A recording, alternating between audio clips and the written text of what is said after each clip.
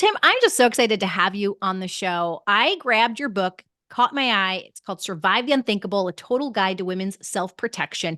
I didn't really know what I was getting into when I started reading it. First of all, the foreword was by Tony Robbins, which I thought was awesome, and that he's had all the women in his life be trained by you personally, I believe. And right from the get-go, I realized, okay, this is different from everything I've ever learned about self defense. And then I'm just so grateful that I discovered your book because so many women need this information. And if I'm able to share it with anyone who hasn't already learned some of these skills, this can be life changing. It really can. So thanks for being here. Oh, thanks a lot. I appreciate being able to get to audiences like yours. Like, hopefully, if you don't know who I am, that's a good thing because 70% of the people that come to me are people that have already had violence happen in their Mm. life. So it's always great to get to people. I'm hoping the majority of your audience hasn't experienced that. And it's always great to get proactive about it so you don't have to deal with it. Yeah, well, tell us a bit about who you are and how did you come to be this self defense guru that you are? I'll try to give you the Reader's Digest on this. I grew up a Navy kid, so I traveled all over the country. Originally born in Newport, Rhode Island area, and families from Massachusetts. Dad's family is from Cape Cod. Mom's family is from Dedham, Massachusetts. I grew up as a young kid. My grandfather was from South Boston originally, and basically he's credited with making the family legit. My great grandfather ran liquor with Joe Kennedy. So we kind of have that background, that Wow. outlaw background. I was brought up to learn how to take care of yourself. And so, we went in my grandfather's basement and he taught us how to box when we were very young kids. And I was exposed to violence early on, not in a negative way, but in a proactive way, meaning you have to learn, the ethic was you have to learn to take care of yourself. You need to learn to protect yourself, protect your family, your sisters. Yeah. And that was something that just was kind of unique. It's not something that we really look and teach young males much anymore, and we highly discourage it. So it was a unique time for me to grow up. Went from town to town with my dad's deployments, and again had to, back then when you went around, new kids were pretty rough, and you had to, be able to take care of yourself. But you also had to be able to learn how to observe the new dynamic and Mm. how you fit in. So there's a lot of human Yeah. nature training going on that I didn't really realize as a young kid. It was just pure survival. And that's kind of the approach I take with self-protection. Now, I went on, um, I went to USC as a Navy on a Navy scholarship, a ROTC scholarship. Reason I did that was because my dad's last deployment, we ended up in San Diego. We lived in Navy housing. The officer housing was in Coronado, California, and the back fence that we had backed up to the Silver Strand Highway, and right across the highway, literally, less than 200 yards, was basic underwater demolition school, the SEAL training facility. And Wow. so, as a young teenager, I got exposed to the SEAL teams. And during the time when I grew up in the late 80s, they weren't as famous as they are now. It was kind of a Okay. unique thing. And that was it. That's what I wanted to do. So I got in. There were 2,500 applicants for 2 slots in the officer training to get into SEAL training. It was very difficult to do that. I was able to get one of those 2 slots. I went through, and because I had lived there, I knew everything about SEAL training. And the reason I'm telling everybody this is there's a message in this. I was bigger, faster, stronger. I had all the knowledge. I already had planned my whole SEAL career. And sure enough, I get to training. We win Hell Week. We could win all the big events. Like I Yeah. was number one guy in the swim, number one guy in what they call pool comp, where they try to, just screw you up as far as being able to dive. All that stuff was easy. I had two Was weeks before. easy? Easy. I've read the books. Well, easy only because if you're exposed to it as a young man, and I Right. really had an unfair advantage because I literally was watching classes Taking go through notes. training. Yeah. Yeah, and the SEALs, the SEAL instructors at the time were giving me all the information, and Wow. So yeah, cool. my brother and I were really annoying. We kept harassing them, and so they finally kind of made us like mascots, and they'd have us sit up in the sand dunes, and they'd tell us about the training. So I knew everything there was to know about it ahead of time, and I use that to my advantage. I was very arrogant about it. And, I was going to be the number one guy on the class. It's called the anchor man. And I'd already planned where I was going. I was going to then the best SEAL team to go to for action was SEAL Team 4 back then. And I had my thing. Now I was already going to go to then SEAL Team 6 after I planned, young 20 something, you think you know everything. Well, God has a different plan. 2 weeks before I was to graduate, I had to do a dive. It was just a no big deal dive. It was there, but I was really congested. I had a lot of congestion, sinus congestion, and I was so arrogant that I decided, I'm going to do the dive, even though I had the option to postpone it, and I would have had to do it on Saturday. Well, they started giving us weekends off, and I'm a young guy, and of course, you don't want to do anything on the weekend. So I forced the dive, and I ended up blowing my eardrum. And when I blew my eardrum, a shaft of just really cold water, it felt like it went to the middle of my brain, and then warm fluid came out. And as soon as the warm fluid started coming out, I started losing all sensation underwater. And I went into vertigo. And luckily, I was able to get myself to the surface. And they said when my head hit the surface, it was flapping uncontrollably. And they pulled me back up on the inflatable boat. The corpsman came in right away, looked at my ear, and I knew from his reaction, even though I was really out of it, I could tell from his reaction I was done. I could tell that my ears were not going to heal properly to be able to pressurize dive. So what was interesting was it was a seminal time in my life. And the reason being is because up until that point, I was always bigger, faster, stronger. Any sort of an injury that I had, I was able to will my way through it. I was able to do it. This was the first time I had an injury in my body where I couldn't use my personal willpower. I couldn't use any determination.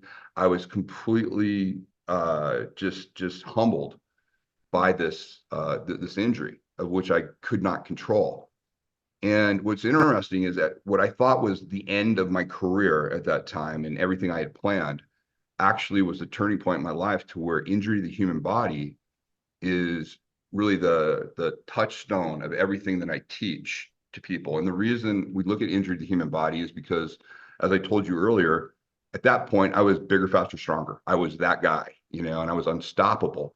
And yet I am as susceptible to injury to the human body as anybody else. And what we found out was that there are areas of the human body, approximately 70, and some of them have more than one, meaning, we have 2 ears and we have 2 clavicles, but we only count them once as a target that has it. So you have probably about 120 areas on the human body that when you put enough force into it, you can create those types of injuries. And the injuries that we're talking about the human body is an injury that no matter what you will, your brain doesn't have control over the body. Your body actually betrays the brain. There's a reflex that happens called a spinal reflex reaction.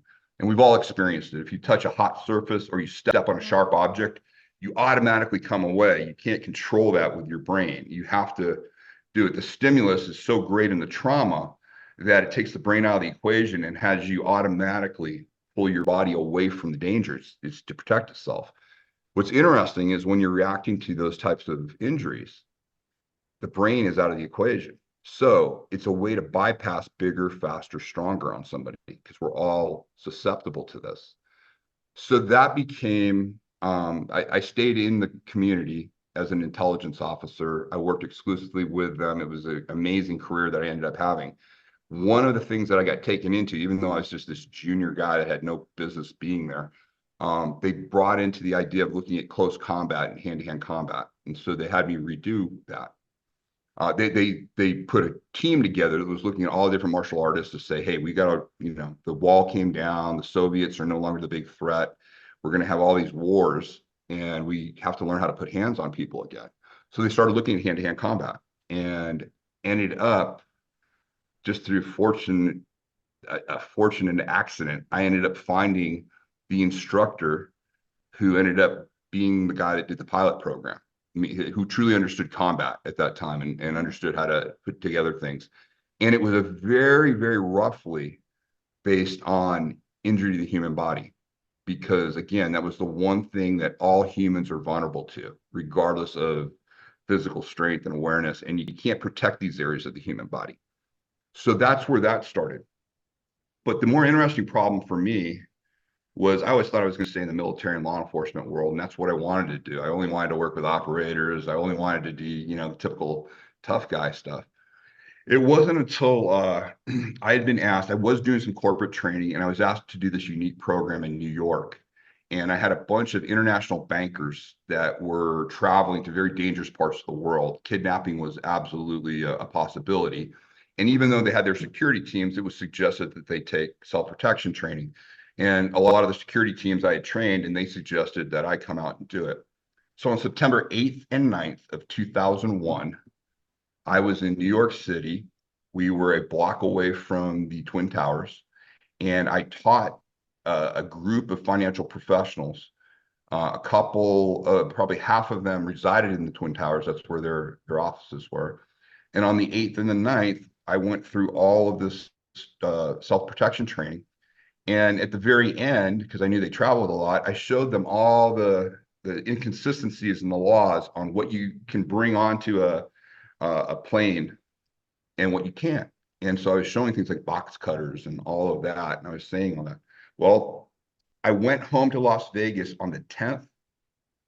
And then on the 11th, literally where I was training was absolutely destroyed in the Twin Towers. After that, they all reached out. Luckily, everybody that I trained was able to get out of the Oh, towers thank prior God. to getting out. Wow. So that was great. But it all had a seminal reaction on these guys. Sure. And they all said, then when we found out that box cutters were used and all that other stuff, they said the filming of that was supposed to be just internal for Goldman Sachs and the group that had sponsored it. They came to me and they said, you got to release this. People have to know more about your approach. It was a very seminal time. And it changed, and all of a sudden I started getting offers to do all these speaking events to civilians, basically, and to groups like Young Presidents Organization and EO and groups like that. And then I started training more and more civilians, and in particular started training a lot of wives and daughters of say CEOs and people. And what was interesting was training women. I had trained women in the military, and they're highly capable. As a matter of fact, women tend to be much better at picking up the physical training than men because they don't rely on muscle. They're not used to being bigger, faster, and stronger. Um, and so they realize that technique and how they use their body is going to be very, very important. And so I was really pleasantly surprised when I started training women how quickly they got it, how quickly they understood, injury to the human body, but even more quickly, how my goal is the reason I talk about injury and the reason I do all this. And yes, if you come and train with me, the main focus will be the physical application, meaning how to do the work and how to do things to the human body that are absolutely horrific, but necessary if you need to save your life. But what's interesting is when you do that, when you focus on that, you come away from it saying, okay, thank you. I'm glad I got that knowledge. It was rough. But the flip side is this. Now I have to ask myself the hard questions. What am I doing right now out of convenience or social awkwardness, fear of social awkwardness, where I'm putting myself at risk for no good reason? And what I found is the greatest gift that I give any of my clients, male or female, but particularly the women, is they will come back to me after and they will say, hey, Tim, the old me, I had this situation. The old me would have reacted this way. But after the training, I was able to get myself out of there. I didn't respond. I realized I had choice and I chose safety. And thank you, because it could have gone horribly wrong had I gone the other way. And that's really what my goal is with civilian clients. It's not to turn you into some sort of a ninja fighting machine and within 2 days at a seminar or something like that. It's really like a CPR approach. It's like a self-defense CPR class. It gives you really good information for really extreme situations. But the big takeaway that people get is they start making better decisions so they can minimize the chance of violence ever coming in their life, which I think is probably something that really most of us really want. Very few people want to train, to the level that I train or any of my Yeah. instructors and other people like that. And they look at like a UFC fighter or something, they think, oh, I can never do that. And I think what I help do is help cut through all of that, especially for women, to let them know you're very capable of taking care of yourself.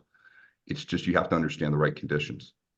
Yeah. You actually, there's a part in your book I highlighted, and it's in chapter 4, The Will to Survive. You do a bit of a recap here in the beginning. You say, as a woman, you have a fair chance of being attacked at some point in your life.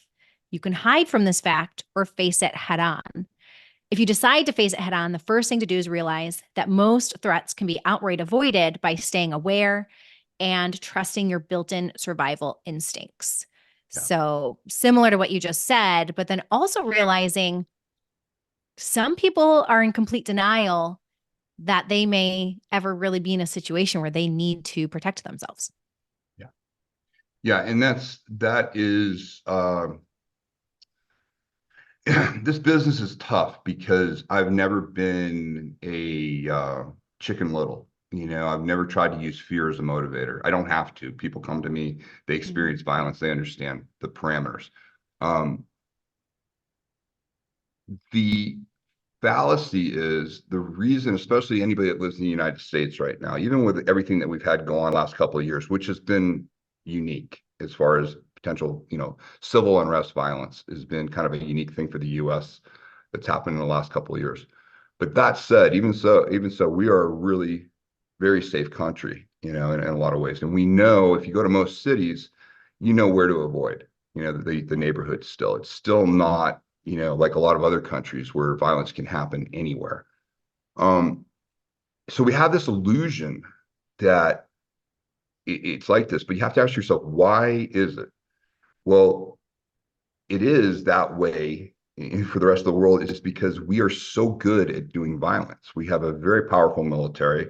Geographically, we are very well suited to, for anybody that would try to come and invade our country or do anything, we are really well protected that way. I'm doing this at a global level because it permeates across our country. We think, well, we've never had to face this, or this. We look at something like Israel and Gaza, or Yeah. we look at some of the other conflicts and we go, well, that could never happen to us. And so we have this illusion that we're safe. Um, Everybody has the same response when violence happens to them. They will tell me the same things. I lived in the right neighborhood. I've never had any violence ever happen to me before. Um, Never had to think about anything. My friends are all the same way. And then I get the but. And the but is when the unthinkable happens. You know, most people live a life prior to getting any knowledge where I call it sleeping with your head on the railroad track. And you feel great because, hey, nothing happened last night. Train didn't come. And then when violence happens, it's that unthinkable. It's the night the train came and you had your head on the railroad track. So my goal with clients is to point that out. Where do they have their heads on the railroad track and merely teach them to take it off. And No then it soft does, analogies with Tim, huh? yeah, it doesn't matter then if the Right. train comes, you're not Right. there anymore. Hmm. And yeah, it's a fascinating subject to talk to people about, especially women. Women have this really unique thing. Like a lot of times when they talk about self-protection or self-defense, I had to try. I'd only been training prior to training civilian women. I'd only been training women that were either intelligence or military operators that were working in specialized units, and they of course were there, or specialized law enforcement units. Right. Very different. They're used to that, that world, and they see the potentiality for violence. What was really interesting, which will really resonate with this, well, the name of your podcast and everything, is Yeah. when I would talk to women, I would say, oh, I don't know if I could ever do that to another human being when we'd show some of the things. And I said, I understand that. But what was really interesting was, well, what if somebody was coming to attack your child? That Hmm. same person that was very worried about herself, they saying, well, I don't know if I could do that to another human being. All of a sudden, just everything it was unthinkable for her to even have to deal with that, and she'd do anything to protect her kid. So my goal with women is, hey, you yourself need that same response for your own personal health and everything. This idea is, there's no right for a predator to come into your life and undo everything, take you away from your children, your family, all the people that need and love you, and you are worth protecting. And having this knowledge does not make you violent. Having this knowledge is just, it's one of those things that you hope you never need. Oftentimes, I'm sure most of us, if you're in your kitchen, I'm sure most of us have a fire extinguisher somewhere because the code requires it. By having a fire extinguisher, it doesn't mean that we're hoping to bring on fire. Right. It's just that we're provided. We thought about it, we know how to use it, and if ever needed, it's there. And that's the way I look at self-protection and self-defense. It's a skill set that we all need to learn the basics on, and then just make better decisions. Yeah, well, I wrote that down. Self-protect versus self-defense. You Yeah. really take an approach of we're not really waiting to defend ourselves necessarily, but we should be, if we feel we're in a threatening position, to be proactive. Like you kind of have a counterintuitive approach to this. So what really makes it different? Like what are some tangible takeaways? Yeah, I think the best thing is, first of all, we have to understand there's no such thing as learning self-defense. It's a legal term. Self-defense is a legal term. It's a legal term for when somebody uses an act of violence, and then that act of violence is judged by the law. It's never okay to do violence to another person, but what we'll do is we'll look at an act of violence as a society, and we'll say, okay, in this condition, in this case, this person was justified in using violence to protect themselves because of the predator that was there. If that's the case, it'll be judged self-defense, and then that'll be it. You won't have to deal with anything. If they look at that same act of violence, but they determine, you know what, wasn't justified, that's a criminal use of violence, and you're going to now have to go through the legal process and deal with the ramifications of that. And so it's a very interesting thing, because people say, well, I want to learn self-defense, I don't want to learn violence. Violence is for criminals, and it's no, everything we do is violence. That's the tool we use. The tool has been stigmatized so much that we as good people have literally given that tool over to the predators, because we don't think good people should learn how to use the tool of violence. And that's probably been my biggest message that I've been trying to share for the last 30 years, is that no, that the tool of violence is available to everybody. How you use it will be determined whether it was a just or a criminal use. And I'm not worried. In my world, I don't ever worry about criminals coming to take information from me or learn information from me. They don't need it. They understand. They don't understand it the way I put it out. They're not as eloquent as we are in looking at the human body the way we do. But they truly understand how to use the tool of violence. It's good citizens that really need everything put in context for them, to really let them know, when would it ever be appropriate where I would use this response. And that's really, to me, I love that challenge, is teaching that to people. And it's really interesting. And also the other thing that's really interesting is the way we teach. We teach very much natural human movement. And so the intimidating part for most people is not that they can't do the information, or they can't do what we ask them to do, and how to injure a human body and do things. But what's intimidating for them is they find out that they kind of already inherently know how to do this. It's actually pretty easy. And they get uncomfortable realizing that, oh, I didn't know, I already kind of know how to use the tool of violence. It's just been pointed out to me. And that's the interesting part, because we don't do anything that requires athleticism. You don't need extreme skill sets to be able to use violence effectively to save your life. So that's really something that most people, that's probably the biggest change that I see in people, is how they look at violence and how they understand when and where it would ever be appropriate. There's a part in the book you talk about, well, because I wrote down your brain and his brawn and comparing those two, because you think you're a woman up against, it could be a big guy, or me against you, let's say. And I think, I wouldn't be able to protect myself in that scenario. But you use some really specific examples. And the one that I think is really relatable that us moms can understand is you talk about when one of your daughters was really young, she basically could brought you to your knees because the way she, flicked back her head, babies do, and got you like right in the nose or very specific Yeah. point. And then when we think of it in terms like that, we're like, you're right. There are these automatic triggers that happen to us if we're hit just right or just enough pressure that it can bring anyone, even a big strong man, to his knees here. So you said your brain and his brawn. Can you tell me a little more about that? Yeah, we've all experienced, that. I mean, I think what it would take for a dad who gets hit in the nose to have a reaction where it's so strong and overwhelming that the little 2-year-old that you're handling, you literally let go of and hold your nose and go down because it's an automatic response. And you literally drop, thank God, on a very soft carpet. But again, the override that would have to be present for you to do something like that, because the injury was enough trauma, meaning we can get hit in the nose lightly to several, and we go, okay, we still hold the child. This was just an unbelievably unplanned, full strike of this little child that did it. And just, the hands just went and that was it. Um, what I try to tell people is, they look at something like maybe some sort of a combat sport application where they see these two people just doing these amazing athletics and going at each other, and they imagine violence to be that way.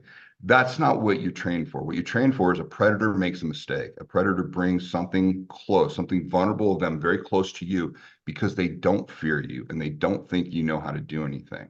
And what I do is I give my people, the knowledge base to get that one to get that one strike that can change everything in their favor to where the person now is. That brain takes away their ability to use their brawn while they're reacting to the trauma, and then you have other areas of the human body that you can continue on until the person's non-functional, and you can take them Yeah. out. And it's just one of those things where women are highly capable. The woman I talk about at the very beginning of the of my book that I dedicated to Joey. She was a ranger in the national forest. She's an amazing woman, just incredibly athletic. And a serial killer got a hold of her, and it's a horrific story. She fought tenaciously. Her cabin, they said her cabin just looked like it was hit by a hurricane. She had fought back so hard against this guy. And again, in the end, unfortunately, he did end up killing her. But I mean, the tenacity that she fought back with was incredible. But when they looked at the results of where she put her efforts, it wasn't in any part of the human body where you would get the type of response that we were talking about. So it wasn't that she didn't have the tenacity. It wasn't that she didn't have the determination to live and that she gave it her all. She just didn't have a little bit of knowledge that had she just moved things a couple of inches here, a couple of inches there, she would have got a huge response that probably would have incapacitated her. And with the tenacity that she was attacking, she probably would have survived that situation. So again, that was my avatar from when I was putting this together. Here's a woman that, you know, has everything, is great. She just needs that a little bit of knowledge, when this predator came into her life. And not having that knowledge was the difference between living and dying. Yeah, I know in your book it says there's 1.9 million assaults that women face every year, and that number is probably higher, I would guess, today. I look at what we have going on at our border. I see the videos of the thousands of men coming over into our country, and we have to look at what's happening over in Europe and some other places where now violence in broad daylight on a playground toward children and mothers is becoming a more common sight. And I think for a lot of us, moms especially, we have this fear that's rising that our landscape is going to start changing. We've seen a lack of strong protective men because our culture doesn't really celebrate that so much. And now we're seeing more violent, unknown people entering our country. There's that fear rising that maybe we do need to be more proactive, at least in our thinking and our mindset, than being comfortable like we typically have been. So, what's your take on that? You see all this changing too. You also acknowledge that these are interesting times for the US over the last couple of years. Yeah, well, I saw this happening in Europe. I've been training over in Europe for years. decades. And you saw an influx a couple of times in the last couple of decades in Europe. And what's really interesting is it comes from these countries that, and again, it is the vast majority of migrants are, and I'm not being politically correct, I'm being honest. It doesn't take a lot of people, but the criminal elements that come from a society that they can't believe. I remember when they hit the UK the first time and knife crime went through the roof. They looked around and basically said, okay, nobody uses knives, nobody uses guns here because they tell you you can't, yet they're available, and they couldn't believe it. And so they completely, just started grabbing knives. They didn't care about the repercussions or anything. The things that our society, kind of values, where we all play by the rules, they just didn't. And they realized they were wildly affected. A small group that's willing to use that type of violence Mm. is there. You're seeing it in the Nordic countries right now. The rapes have gone through the roof. It used to be with rape that 75% of rapes, the woman would have some sort of a relationship to the raper, some sort of family, Right. friend, something like that. It completely flipped in the last decade to where now it's the other way around. 75% are done by unfamiliar attackers because of the influx coming from countries that just have very different, they're not, assimilating. We for some reason don't we had this response to them where we thought we had to honor the very lifestyles and thought processes that caused them to leave their countries. And we had we had to do this thing where we couldn't tell them that, hey, that's not acceptable here. And Sure. we would just we did it for well-meaning, absolutely ridiculous reasons. And we're paying the price for that right now. Right now, we've got a lot of military age men from various countries, not Mexico and not the traditional migrants that are coming across the southern border, who are coming across our southern border right now. And it's a very unique situation, and no real monitoring is being done. So yeah, it's concerning. But again, I don't want to be a Chicken Little, but I do think that this year is going to be an incredibly challenging year. Yeah. I think the potentiality for people to overreact and get triggered and get emotional is going to cause some really poor decisions to be made with people. And so it's my goal when I train everybody is to not, my goal is, I understand we wish the world was a certain way, but it's my job to teach you to operate in the world that we have and the potentiality that we have. And that's where understanding the tool of violence and understanding how to navigate it is so important in this day and age, because so many people have allowed, especially with the social media, you know, all of that only continues to become popular, and the only engagement they get is if they pit people against each other. And we've done really a good job of that. I can't think of a time in my lifetime where politics, people's political opinions became such a touch point for everything. Right. Like I grew up, I don't even think I knew the politics of most people when I grew up, because it wasn't that primary thing. But now we've really been able to divide ourselves. And of course, this year is going to be crazy Yes. Yeah. with what we've got, and potentially violent again. There's some unthinkable things. I mean, I remember in 2020, you had the mom, I believe it was in, I don't know if it was Texas or Seattle, where she got stuck on the highway, surrounded by a mob, called 911 and was told nobody was coming. Mm. And we've had Yeah. situations like that. So you know, um, understanding how to navigate in a world like that, is absolutely critical. And more critical is to understand the potentiality for situations like that and being able to navigate and avoid them, Mm. is really key. Listen, if people come and train with me, they're going to learn how to do things to the human body that are really, in all normal sequences, it would be just unthinkable to have to break the human body in order to protect yourself from a predator like this. But what that does is it shows you truly what the worst case scenario could be in your life, and you end up making much better decisions in your day-to-day life. So that's just one of the big things that I can't emphasize enough, because we get emotional, especially if there's something about getting behind a car wheel, that people just, Yeah. they just completely change. Their personalities completely change. And I can't tell Yeah. you the number of people that come up to my training as a result of some sort of a road rage incident that went horribly wrong for them.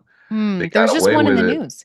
Yeah, There's well, just the one in the problem is you news. get away with it. It's that sleeping with your head with the railroad track. You get away with it. You get away with it. And then you do it to that one person that just now they've run you off the road Mm, and they're physically coming towards your car. I can't tell yeah. you how many people have ended up in classes because of a scenario like that, where they realized just by the grace of God they got out of it, but they had no skill sets to deal with anything like that.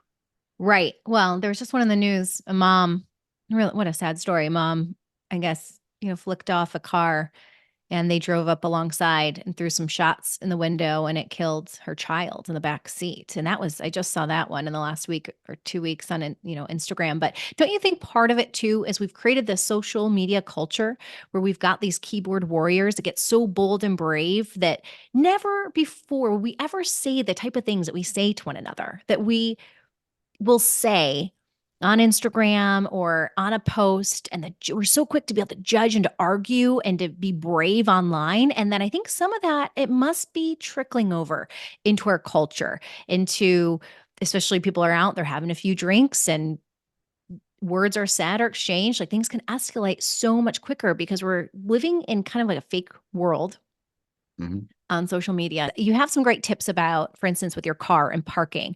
Like we do see it was like taken right out of the news. I'm a former news reporter, so I always saw these like recycled old terrible news stories that come up like tips like park on the other side of the parking lot so you get your steps in and you'll be on your way to health.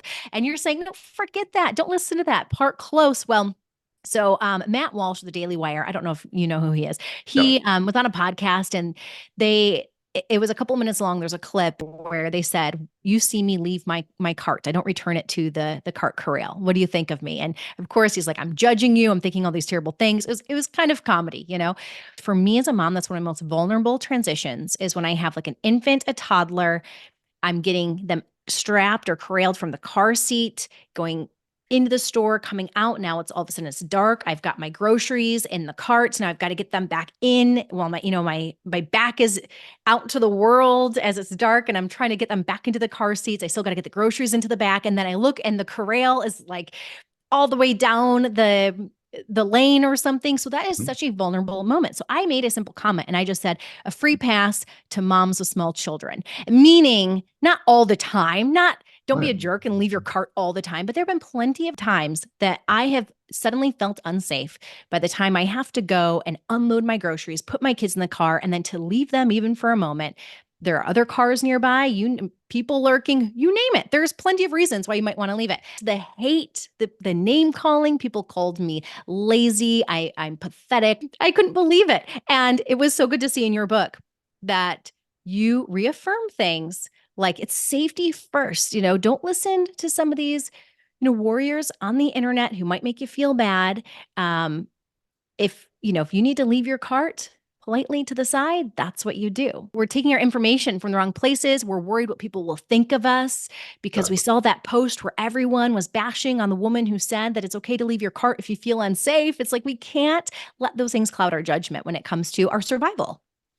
Yeah. And you, you know, you were willing to risk criticism. You're willing to risk social awkwardness. And that's what I tell people all the time. If that's all you have to do, then, that's great. So let's look at that situation.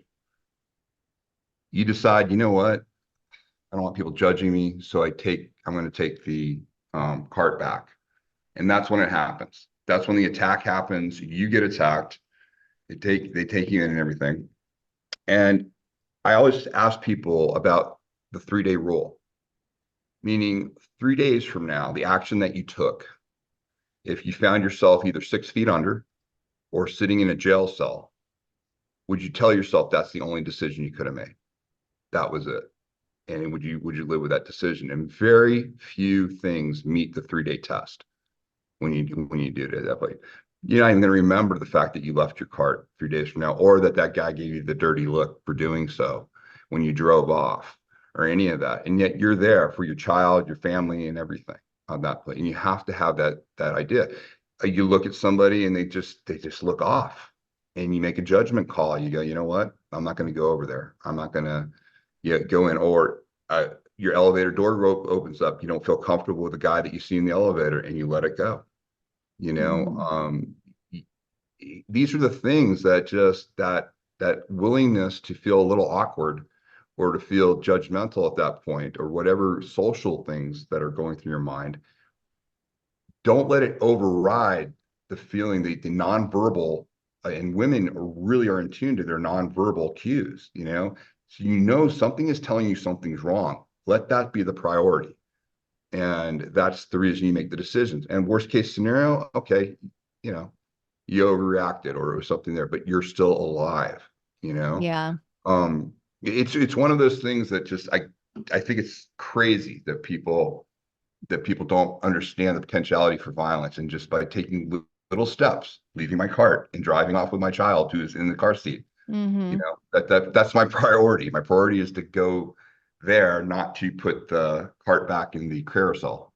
Well, you have a whole section on trusting your gut. We, as the mama bears, by nature, it's our biological instinct. It's there by design. But I think it's really been clouded over the last few years, especially as there is all this emphasis on being nice, being, kind, being politically correct, and acting a certain way that we don't want to be judged or seen as not those things by taking action, like you said. When you start to learn about firearms, you're learning a whole new level of situational awareness and preventing yourself from ever having to use your firearm, because we know that that's not going to end well. It's either going to be a lethal decision or a very complicated legal one. It's going to be very difficult. And it seems to me in reading about your training that your training is almost similar in that way. You're not training people how to sit around and play in the gray area and maybe do a little bit of pushback to be sure, well, maybe now he'll go away. You're training people so that they're making that decision. It's go time. My life is in danger and I'm giving this all I've got. So you really seem to prepare people for that time leading up to it, to do all we can to avoid being in that moment where we have to make that go time decision, because it's not going to be a good outcome once we've gotten to that point, right? Yeah, well, one of the statements that I'm known for that's kind of like almost a tagline for us is violence is rarely the answer. That's the first part of the statement. It's the second part of the statement that's the really interesting part, but when it is, it's the only answer.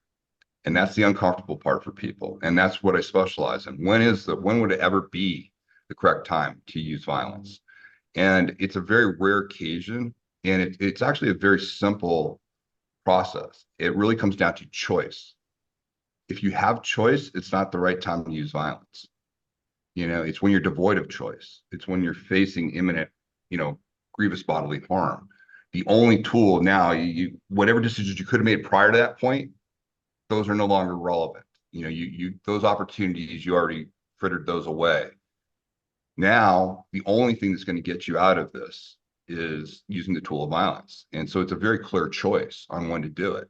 And so I distinguish between antisocial aggression, which is what most of us respond to, like the road rage and the guy that cuts Right. you off and flip them off, and it's verbal and, threats of violence, but nobody actually really does it, to, asocial violence, which is really, it's devoid of communication most of the time. It's usually somebody who's avoiding, making any sort of eye contact with you. They're coming in and they're, wholly set on using physical violence against you. And it's a very different approach. And once you understand the differentiation between the two, and we immerse you in that during our trainings, because that to me is the most important thing. When you understand how to understand asocial, when all of a sudden normal communication isn't happening anymore and you feel really uncomfortable, that's when it's either the time to use violence or it's a great time, if you have an exit, to take the exit during that Yeah. time. And honing that is the one skill set that people that I've trained over the last couple of decades, they've all said the same thing. They go, I recognized asocial and I took action. Either I got out of there or I had to unfortunately use a tool of violence, but there was no wiggle room there. They understood, when Yeah. to do it. Um, and the other side of it is what I told you earlier, where they come back to me and say, hey, the old me would have participated in antisocial aggression and I didn't.